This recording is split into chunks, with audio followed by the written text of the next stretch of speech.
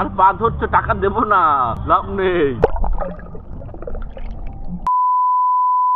Good morning everyone. এখন already 10:10 মতো বাজে। আমি রেডি হয়ে গেছি, বেরোবো। অনেকদিন বাদে একটু অফডে পেয়েছি, তাই ভাবছি কলকাতার কোথাও আশেপাশে একটু ঘুরে আসি। ডে ট্রিপের মতো প্ল্যান রয়েছে, এখনো সেইভাবে কিছু ফাইনাল করিনি, বাট কয়েকটা জায়গায় মাথায় রেখেছি। বেরোনোর কথা ছিল আরো আগে, তবে যেহেতু এখন এই 10টা বেজেই গেছে, তো ডে ট্রিপ করতে পারবো কিনা জানি না। বেরোতে বেরোতে হয়তো আরো আধ ঘন্টা 40 মিনিট যাবে। তো ডে ট্রিপ না হলে হয়তো ওয়ান নাইট স্টে করে ফিরবো। দেখা যাক, কয়েকটা প্ল্যান অপশন হিসাবে আমি রেখে দিয়েছি হাতে। তো সেটা বাইক নিয়ে যাচ্ছি, আজকে মোটর ব্লগ হবে। রাস্তায় গিয়ে তোমাদের সাথে যেতে যেতে বাকি সবকিছু শেয়ার করবো। সবকিছু জানার জন্য পুরো ভিডিওটা দেখতে হবে, আমাদের সাথে জুড়ে থাকতে হবে। বাইরে আছে কিন্তু আমি একা যাচ্ছি না, অনেকদিন বাদে আবার ম্যাডামও যাচ্ছে আমার সাথে। আপনাদের নিচে আমি বাইকটা নিয়ে বেরোই, রাস্তায় বেরোই, যে বাকি কথা বলছি ওকে তুলবো, তারপর একসাথে আমরা যাবো। তো এখানে বসে কথা না বাড়াই, আজকে ভিডিওটা আমার এই পছন্দের জায়গা থেকে শুরু করছি। বাইরে সুন্দর রোদেলা দিন। এই হচ্ছে বাইরের অবস্থা।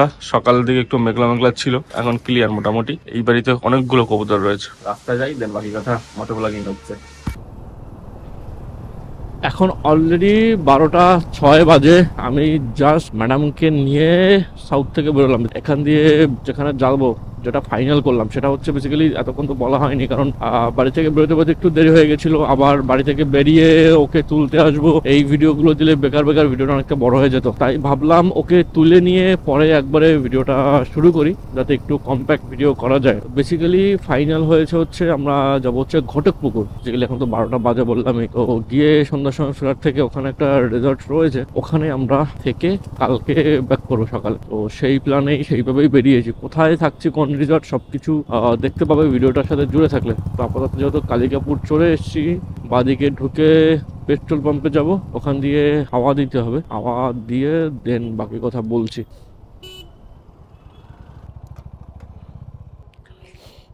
এই যে এনি পুরো দেখুন কি অবস্থা, কি কেমন গরম। পাঞ্চার আছে পিছনের টায়ারটা, সম্ভবত পাঞ্চার আছে বলছে। पहले से 3 पंचर वहाँ पे घोपा हुआ है। अच्छा, तो पहले से लीक बना हुआ है, हाँ। वहीं से लीक कर रहा है। यहाँ पर जो है आपको टायर चेंज करना पड़ेगा। বেসিক্যালি এইখানে আমার আগেই পাঞ্চার ছিল, সেই সেম জায়গা দিয়ে আবার পাঞ্চার হচ্ছে। ওরা বলছে টায়ারটা চেঞ্জ করতে। टायर चेंज के लिए बेहतर रहेगा, इसलिए आप लोग जो है लंबा लंबा टूर निकलते हैं ना, হ্যাঁ, टायर चेंज करने में बेहतर रहेगा। খরচা আর খরচা, টায়ারটা চেঞ্জ করতে হবে। কত কি দাম আছে কোন টায়ার দেখতে হবে। এখন অলরেডি 12:20 বাজে, এখান থেকে বেরোচ্ছি। তো বেসিক্যালি ঘটকপুকুর যাব, যেটা বললাম।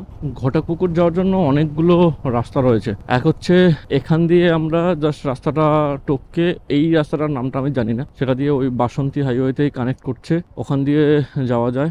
আর বারাসাত দিয়ে গেলে টাকি রোড হয়ে ভিতরের একটা রাস্তা ছিল, ম্যাপে দেখাচ্ছিল, ওখান দিয়েও যাওয়া যেত। বাট যেহেতু আমার এদিকে আসতেই হতো, তাই ওদিকের ওয়েটা তো প্রথমেই বাদ দিতে হলো। আর মেইন যেটা সবাই যেখান দিয়ে যায় কলকাতা থেকে, সেটা হচ্ছে সায়েন্স সিটির উল্টো দিকের রাস্তাটা, বাসন্তী হাইওয়ে ধরে।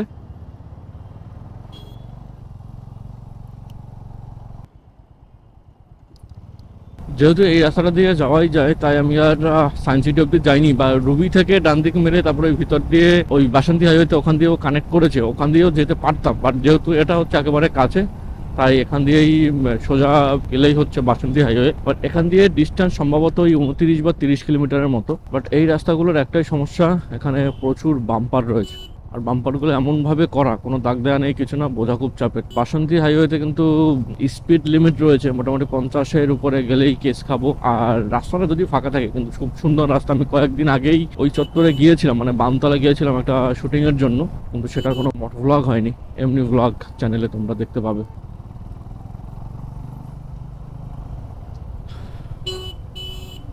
ফেব্রুয়ারি মাস এখনো শেষ হতে পারেনি, কিন্তু যে পরিমাণ গরম এখনই পড়ছে, তাতে সামনে কি হবে ভগবান জানে। এপ্রিল মে মাসে তো ফাটিয়ে গরম হবে, April May June.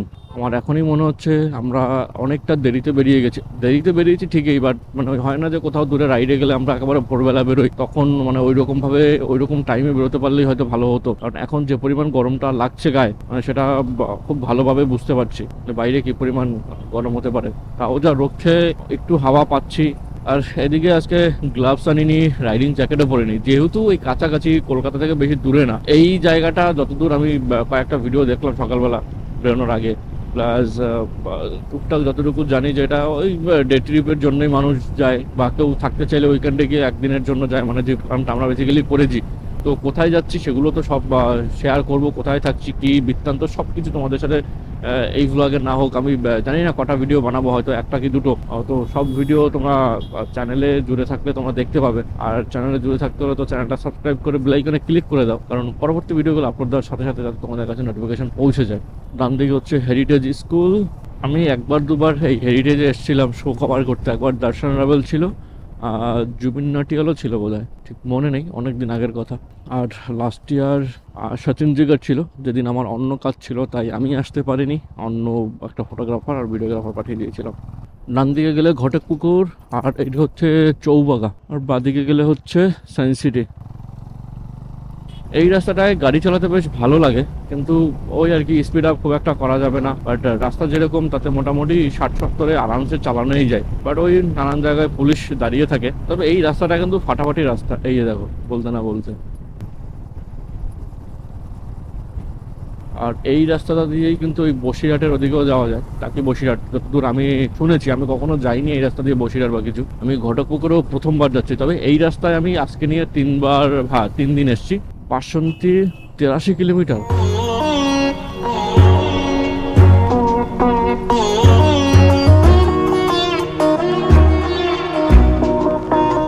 Gadkhali 92, মালন্ত 37, Ghatakpukur এখান দিয়ে 19 কিলোমিটার, লেদার কমপ্লেক্স 7 কিলোমিটার। তো 19 কিলোমিটার যেতে আমাদের 40 মিনিট সময় হয়তো লাগবে, দেখা যাক। 12:30 বাজে, তো যেতে কতক্ষণে পৌঁছই আমরা। উনি অনেক আগে বলছিল যে ঘটকপুকুর যাবে ঘুরতে, দিনের দিন ঘুরে চলে আসবে, সেরকমই প্ল্যান ছিল আজকেও, সেটাই হতো হয়তো। যেহেতু বেরোতে বেরোতে দেরি হয়ে গেছে তাই প্ল্যানটা চেঞ্জ করে নিয়েছি আমরা। অনেক দিন পর মোটো ব্লগে, তো তোমাদের কেমন লাগছে অবশ্যই কিন্তু কমেন্ট করে জানিও। ভালো লাগলে একটু লাইক টাইক দিও, শেয়ারও করতে পারো, তাতে আমার একটু উৎসাহ বাড়ে ভিডিও বানানোর প্রতি। অনেক দিন বাদেই মোটো ব্লগটা হচ্ছে, হয়তো তোমাদের উৎসাহ পেলে আরেকটু বেশি করতে পারবো। তবে খুব তাড়াতাড়ি হয়তো আবার ট্যুরের ভিডিও আসবে, সেটাও মোটো ব্লগ হবে, এমনি ভিডিও হবে। যেরকম আগের আমরা নর্থ বেঙ্গল ঘুরে এসেছি, নর্থ বেঙ্গলের ভিডিও কি সবাই দেখেছো কিনা আমি জানি না, আমি আই বাটনের লিঙ্ক দিয়ে দিলাম, তোমরা একবার দেখে নিতে পারো পুরো লিস্টটা। এই রাস্তায় বড় একটা প্রবলেম হচ্ছে যে গরুগুলো রাস্তার মাঝখান দিয়ে হাঁটে, মানে রাস্তাটা ওদের কিনে নিয়েছে। এই রাস্তা দিয়ে সোনারপুর যাওয়া যায়, আমি একবার এই রাস্তা দিয়ে গেছিলাম, সেই রাস্তার অবস্থা খুবই খারাপ। বাদিকে গেলে রাজারহাট নিউ টাউন, আর এই জায়গার নাম হচ্ছে বামনঘাটা বাজার। এই রাস্তায় কিন্তু মোটামুটি আরামসে 60-70-এ তোমরা ক্রুজ করতেই পারবে, একটু মাঝে মধ্যে স্লো করে যেতে হবে, কারণ সব জায়গায় মিটার বসানো আছে, কেস একবার খেয়ে গেলেই গেল। এদিকটা একটু ফাঁকা, লোকজন কম, কারণ কলকাতায় যত যানজট গাড়ি সব মিলিয়ে কিন্তু গরমটা কলকাতার দিকে অনেক বেশি, আর এইদিকে কিন্তু সেই পরিমাণ গরম নেই। ক্যালকাটা লেদার কমপ্লেক্স ডান দিকে। কলকাতার লেদার কমপ্লেক্সের এরিয়াটা অনেকটাই বড়, আমি এদিকে কখনো আসিনি তাই বুঝতে পারছিলাম না, মানে অনেকটাই যারা কতটা এরিয়া ভিতরে তো ঢুকে নেই তাই বলতে পারবো না, বাট আমি অনেকক্ষণ ধরে দেখছি, মানে সেই প্রথম গেটটা কখন শুরু হলো আর এখনো এই 3 নম্বর গেট এদিকে সবে গেল। এখান দিয়ে নিউ টাউন রাজারহাট মোটে 6 কিলোমিটার, মানে তাহলে ঘটকপুকুর যাওয়ার জন্য বা এদিকে আসার জন্য প্রচুর ওয়ে রয়েছে। এটা দিয়ে বাদিকে গেলে নিউ টাউন।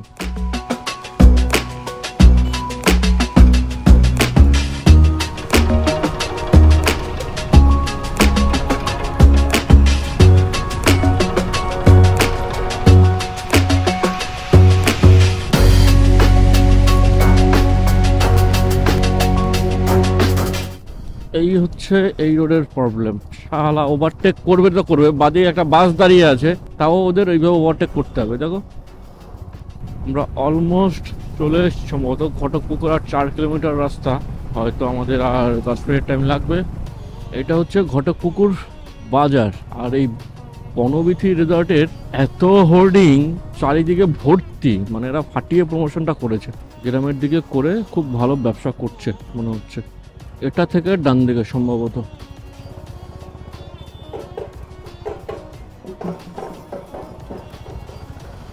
ঘটকপুকুর বাজারে এসে আরেকটু সামনে গেলেই 4 মাথার একটা মোড় পড়বে, যেখান থেকে ডান দিকে হচ্ছে মানে রিসর্টের রাস্তাটা এক্স্যাক্টলি কোথায় যাচ্ছে সেটা বলতে পারছি না, বাট এই রোড দিয়ে সোজা গেলেই হচ্ছে বনবিথি রিসর্ট। কিন্তু এটা একটু কনজাস্টেড এরিয়া। ঘটকপুকুর, দক্ষিণ 24 পরগনা। এতক্ষণ রাস্তায় যতটা না মানে ঠান্ডা হাওয়া পাচ্ছিলাম, এবার এই ঘটকপুকুর বাজারে ঢুকে ঠিক তার থেকে কয়েক গুণ বেশি গরম পাচ্ছি। সামনে যাবার কোনো অপশন নেই। এদিকে আবার রাস্তায় ড্রেনের কাজ চলছে সম্ভবত। এই রাস্তাটা দিয়েও কিন্তু সোনারপুর যাওয়া যায়। বনবিথির যতগুলো হোর্ডিং বা ব্যানার দেখলাম সবগুলোতে লেখা রয়েছে সোনারপুর রোড।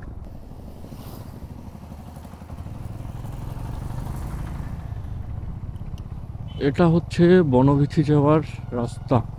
আমরা চলে এসেছি, এটা রাস্তার উপরেই, মানে জাস্ট ডান দিকে ঢুকলে এটাই হচ্ছে রিসর্টটা। হ্যাঁ, এই তো গেট। বেশ, বাইকটা পার্ক করতে হবে। কেমন লাগছে বহুদিন পরে গরমের মধ্যে বাইকে চেপে? চলুন, কেমন লাগছে বলুন, একটু দর্শকদের উদ্দেশ্যে কিছু কথা বলুন। Good afternoon. পলাশালদার নামে একটা বুকিং আছে।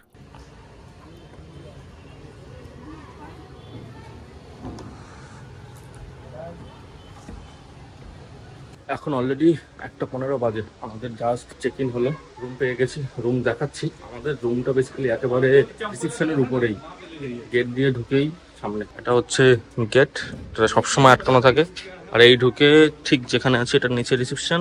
আর সোজা কি আছে, অনেকগুলো রুম ক্যাটাগরি আছে, সেগুলো আমি পরে শেয়ার করছি যদি পসিবল হয়, কারণ বোধহয় পসিবল হবে কিনা জানি না, কারণ এখানে আজকে ওয়েডিং এর ব্যাপার রয়েছে। ডান দিকে গেলে সোজা টেন্ট, এটা হচ্ছে বকুল 2, এই যে বকুল রয়েছে, ম্যাডাম ওকে দিচ্ছে। আর এদিকের এই তো মানে ইকো ভিলেজ বলছে ওরা, সেরকমই ব্যাপার। তবে এখান দিয়ে পরে ট্রাই করছি, যদি একটা ড্রোন শট নেওয়া যেতে পারে তাহলে আমি শেয়ার করবো। একটু তাকান, লুক দিন ম্যাম ক্যামেরায়, কেমন লাগছে এসে? ভালো তো লাগছে, কিন্তু থাকতে তো পারবো না বেশিক্ষণ। বেশিক্ষণ কেন? কালকে পর্যন্ত টাইম আছে। না মানে ওই যে তোমার তো যেটা ভালো লাগে সেখানে দুদিন থাকা আর হয় না। না ঠিক আছে, অ্যাডজাস্ট হয়ে যাবে। ছুটি নেই তো কি করা যাবে? বাচ্চাদের পার্ক, এখানে কি করবো? বাচ্চা নিয়ে এসেছি, বাচ্চাদের পার্কে কি করবে? তো এটা হচ্ছে রুম, ছোটখাটো আর কি দেবে রুমে। যেখানে জামা কাপড় রাখে সেখানে আমি হেলমেট রেখেছি। এখানে ছোট্ট একটা ফ্রিজ, এদিকে হচ্ছে টয়লেট, ছোট মিরর। এই রুম পড়েছে আমাদের 2500 টাকা, যেখানে বেসিক্যালি ব্রেকফাস্ট ইনক্লুডেড কালকে সকালে 8:30 থেকে 10টার মধ্যে। যদিও আমরা ব্রেকফাস্ট করতে পারবো কিনা জানি না। এই হচ্ছে মোটামুটি ব্যাপার। আর এই ভিডিওটা আর বেশি বড় করে লাভ নেই, তো বনবিথি নিয়ে আমি আর একটা ভিডিও ছোটখাটো হয়তো বানানোর চেষ্টা করবো, কারণ এই মোটোব্লগ নিয়ে এটা আসার রাস্তা বা এই সবকিছু নিয়ে অনেকটা বড় হয়ে যাবে যদি আরো করতে চাই। আর ম্যাডাম অলরেডি সানগ্লাস করে নিয়েছে, যেহেতু আমি ভিডিওটা বন্ধ করে দেবো তাই। এই হচ্ছে এখনকার আপডেট। দেখা হচ্ছে খুব তাড়াতাড়ি বনবিথি রিসেট থেকে অন্য ব্লগে। ওয়েট করো, সাথে থেকো, পাশে থেকো, চ্যানেলটা সাবস্ক্রাইব করতে বলো না, কারণ পরবর্তী ভিডিওটা আপলোড দিলে তোমাদের কাছে নোটিফিকেশন পৌঁছে যায়। Till then, take care, tata, piece.